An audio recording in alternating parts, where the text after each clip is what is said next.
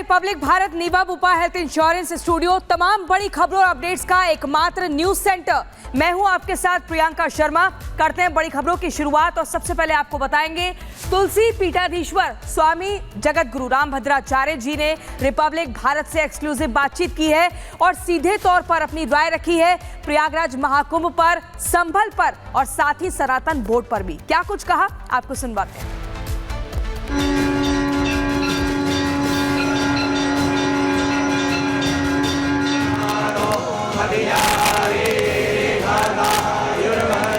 दिल के नगीने में तेरा जान की।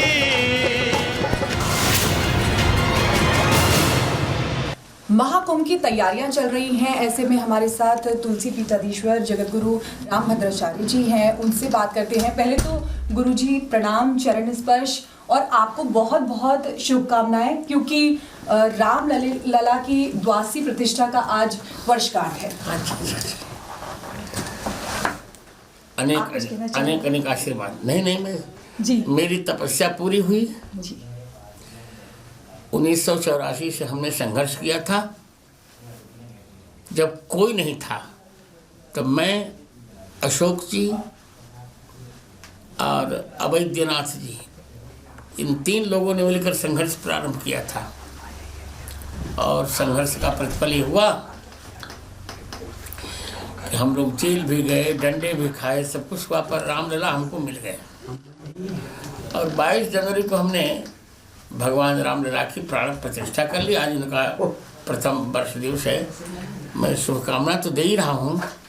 मैं तो यही कहूँगा, कंदावदातम जनपारिजातम काकानुगम कल्पित काकपक्षम श्री राघवम बाणधनुर्दधानम वक्रालकम बालकमाश्रयामि। जी महाराज जी, महाकुंभ लग रहा है और 144 साल बाद ये महाकुंभ लग रहा है, तो इसका महत्व क्या है? नहीं, ऐसा है, पर्व का पहले मैं और समझ, सनातन के लिए क्या? पहले मैं आपको समझाऊं जी क्यों 144 कहा जा रहा है। जी, कारण ये है कि बहुत कम ऐसा होता है जब माघ के प्रथम दिन ही मकर संक्रांति पड़ रही हो। इस बार ऐसा हो रहा है कि एक और तो माघ मास की प्रतिपदा आ रही है कृष्ण पक्ष की, और ठीक उसी समय 14 जनवरी को मकर संक्रांति आ रही है। तो ये बहुत सुंदर योग है, ऐसा योग कभी मिलता नहीं। इसे 144 वर्ष के बाद ये आया है और बहुत एक आनंद का विषय है। और तीसरा, 14 जनवरी को मैं बर्थडे बॉय भी रहूँगा। और चौथा योग ये है कि उसी दिन मेरे जीवन का तीसरा प्रहर संपन्न हो जाएगा, 75 वर्ष हो जाएंगे। जी बहुत उत्साह है और योगी जी ने व्यवस्था भी बहुत अच्छी की है। हम लोग भी बहुत तैयारी में हैं। अभी आपने शायद नहीं देखा होगा, हमारे यहाँ जो सबसे वरिष्ठ आचार्य होता है उसको पहले स्नान कराया जाता है। इस पहला अवसर होगा जबकि हनुमान जी की ध्वज के बाद सबसे पहले मेरा स्नान होगा। ये पहला तो भगवान ने मेरी विद्या का मूल्यांकन किया, सारस्वत कार्यों का मूल्यांकन किया और एक प्रतिष्ठित तुलसी पीठ का आचार्य सबसे पहले स्नान करेगा। मैं सनातन धर्मियों से यही कहूँगा कि अब सब लोग जग जाओ और हिंदुत्व के लिए काम करो। और मैं विधर्मियों से कहूँगा कि सनातन धर्म के पर जिसको जितने संदेह हों, सारे संदेहों का निवारण करने के लिए मैं उपस्थित रहूँगा। मैं 13 जनवरी से 13 फरवरी तक प्रयाग कुंभ में ही रहूँगा। जी महाराज जी, महाकुंभ लग रहा है, भक्तों में उत्साह है, लेकिन तरह तरह की बातें आ रही हैं। चंद्रशेखर रावण जो नेता है कह रहे हैं कि पापी स्नान करते हैं गंगा में, उनको क्या जवाब? ओ मूर्खास्तेन विचार नहीं चरिता। मूर्खों के वाक्य के ऊपर कोई विचार नहीं करना चाहिए। पापी नहीं स्नान करते, पुण्यात्मा स्नान करते हैं।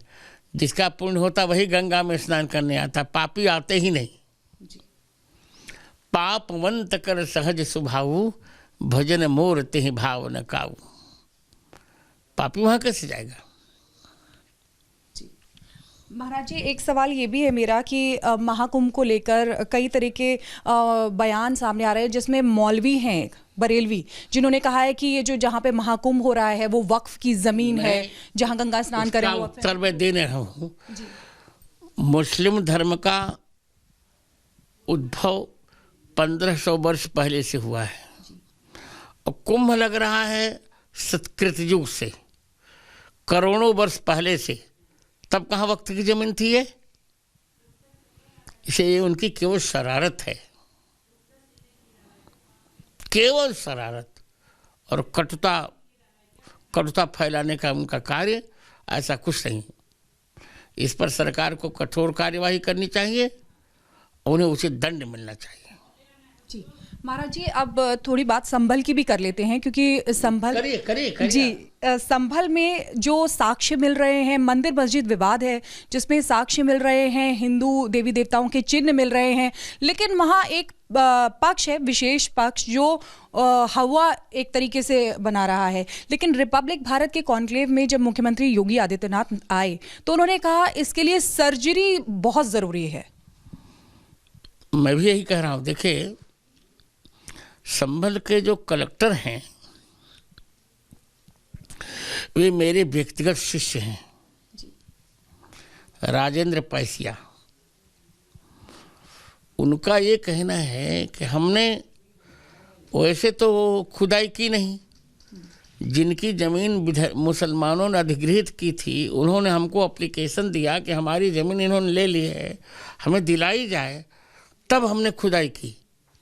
हमने हठात तो खुदाई नहीं की ना, उन्होंने इनकी ज़मीन, अब उसी तो जो ज़मीन उन्होंने अधिग्रहित की थी उसी में मंदिर मिल रहे हैं। तो हमने कहाँ किसी की ज़मीनें हड़पी हैं? बताओ। तो योगी जी का बयान भी न्याय संगत है। और मैं जो कह रहा हूँ कि जब एप्लीकेशन आया किसी जनता की ओर से, तब उन्होंने ऐसा काम, यह कार्य प्रारंभ कराया राजेंद्र जी ने।